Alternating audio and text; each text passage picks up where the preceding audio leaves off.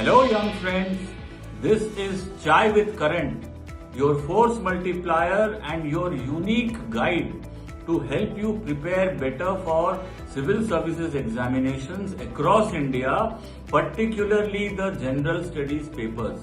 This is a prelude, this is a kind of a teaser to the detailed lengthy videos that we will be posting twice a week, Thursdays and Sundays, explaining all current affairs issues relevant for the GS paper of civil services exams to you through the YouTube channel called Chai with Current.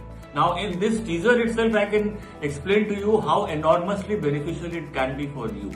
Right? Now almost every year there is a question on various regional groupings. So recently there was a question in the GS paper about what is the thing called BRICS, what is its relevance and what is its future, right? आपने पढ़ा भी होगा शायद. So it's very simple, in early 21st century, there is an investment banking firm, very famous one called Goldman Sachs. तो उन्होंने एक study conduct किया कि there is a one set of countries called G7 countries. They are highly developed, United States, Canada, France, Germany, UK, etc., etc. तो Goldman Sachs ने एक study किया कि which are the emerging markets.